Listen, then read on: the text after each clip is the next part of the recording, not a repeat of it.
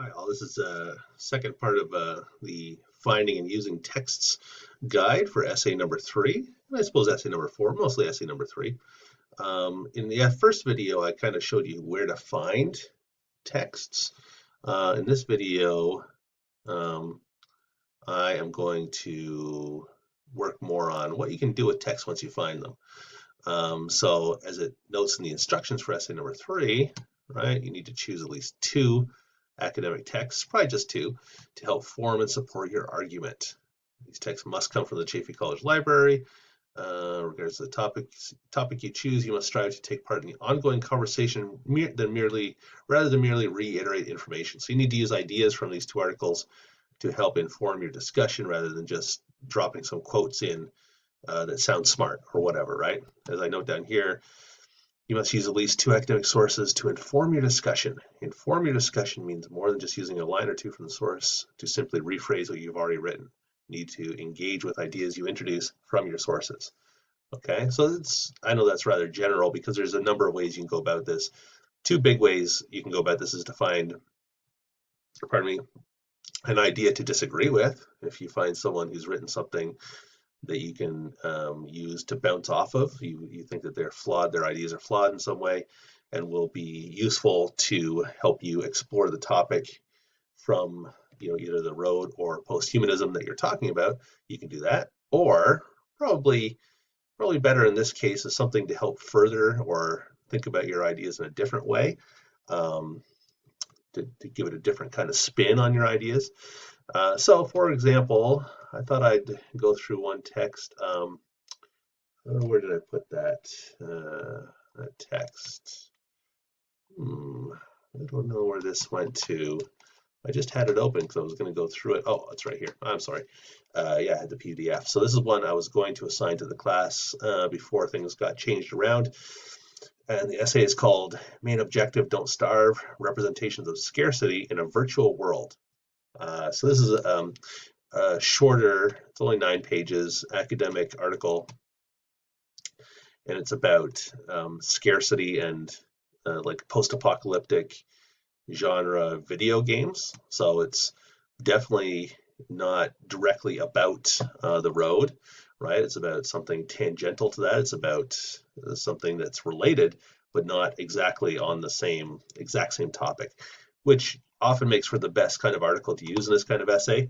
Because if you use something that's directly about the road, or posthumanism, one of the texts you're working on, say you found like an essay about Wally or something, the problem there is sometimes you get stuck just kind of like cut and pasting other people's opinions and saying, oh, look, I agree with this person, right? If you find something like this, which is a bit different, it's about the same topic, but it's a bit different, than you can bring in the ideas from an article like this into conversation with your own text, right? Because this writer, Robert Baumgartner, is not talking about the road, but he's talking about ideas that are relevant to a discussion of the road, some discussions of the road. Okay, so let's take a look at this article together. It's a fun little article, I thought. That's why I was going to assign it.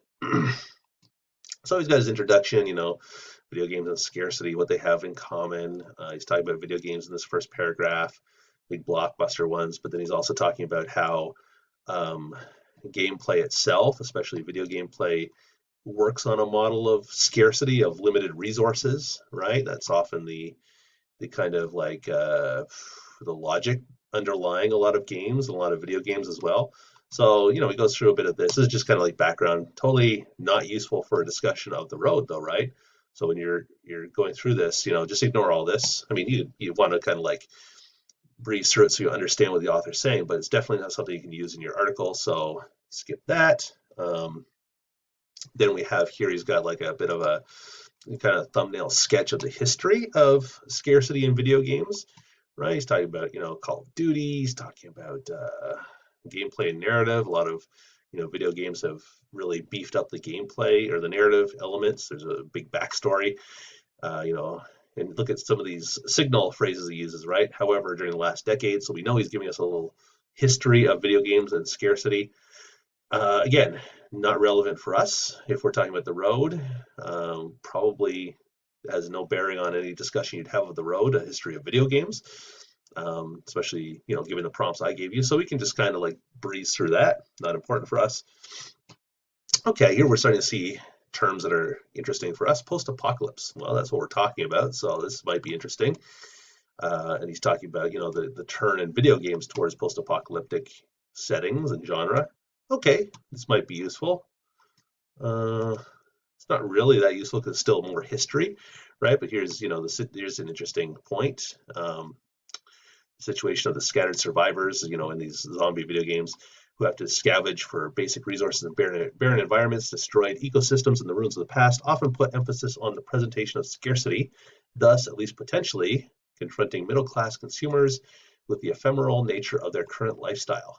Okay, well, you know what? That sentence, if you didn't know this whole essay was about video games, that could describe the road, couldn't it?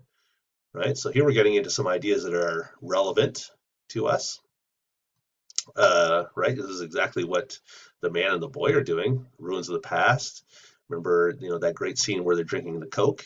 That's this fantastic scene. One of the later scenes when they're in the bunker that they find is very much about the ruins of the past, right? Very much about confronting middle class consumers with the ephemeral, which means kind of like shadow-like nature, the easily lost nature of their current lifestyle, right? So we think that our consumer goods are secure because we're so used to them.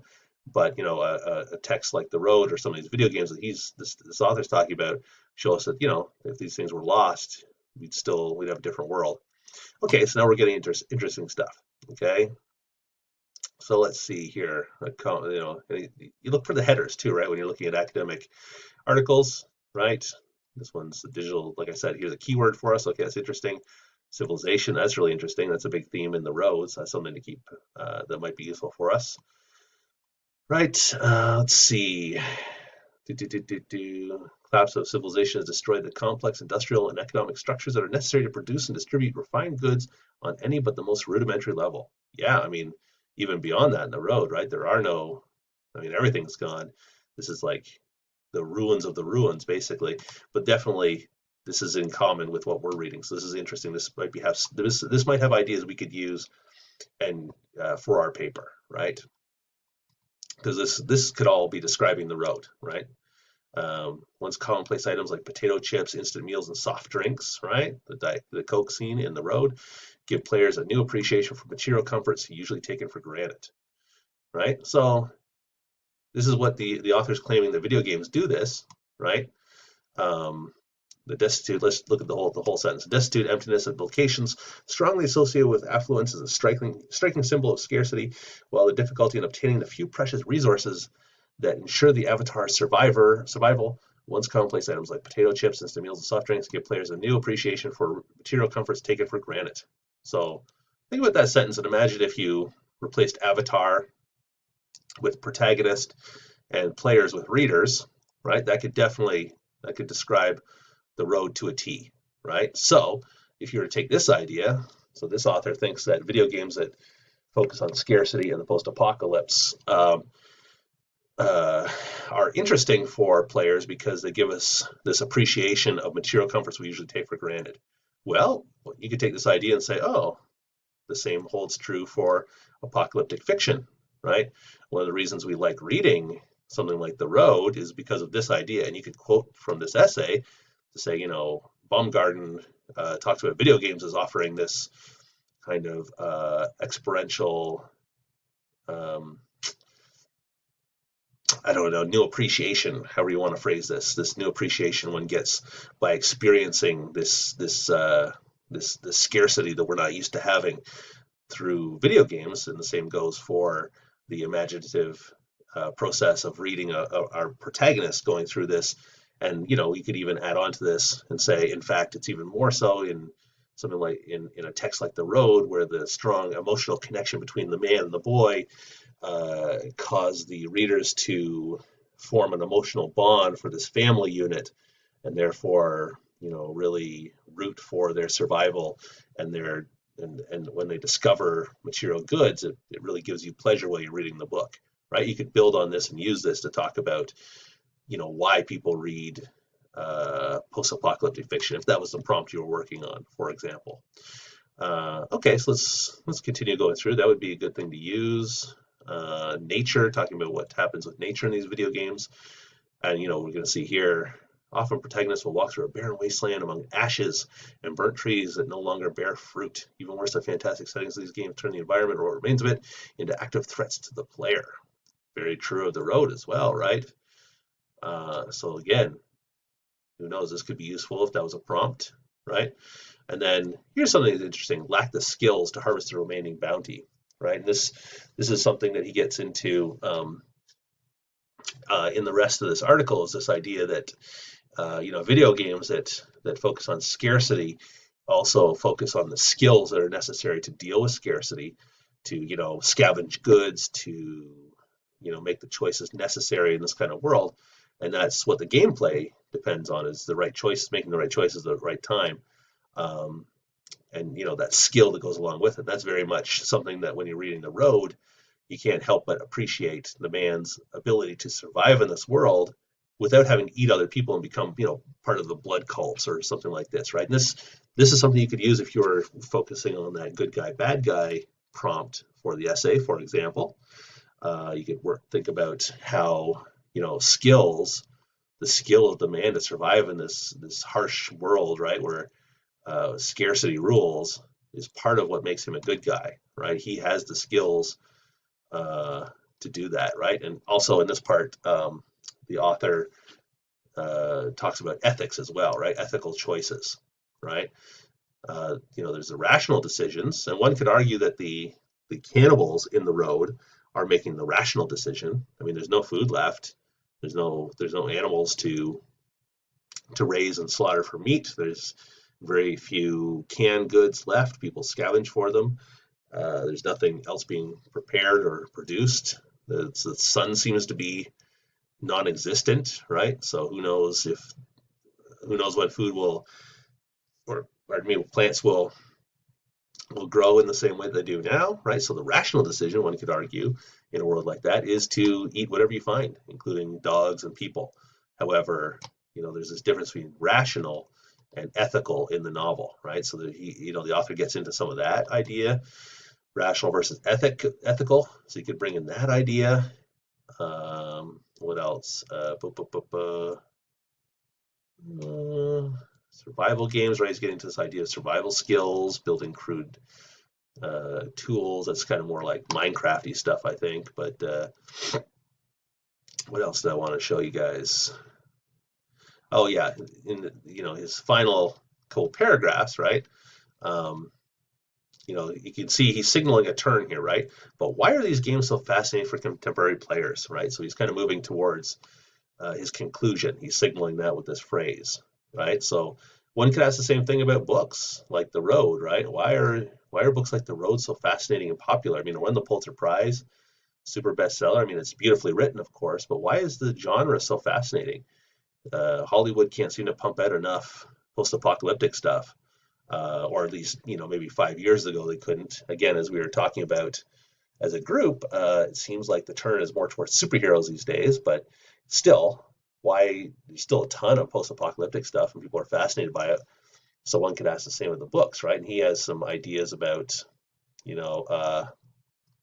why that might be, right? And, he gets into like some Malthusian stuff. So, this might be stuff you're not interested in getting into, right? It's an academic article. So again, he's going to assume that you're coming at this with a certain base knowledge that you might not be interested in thinking about.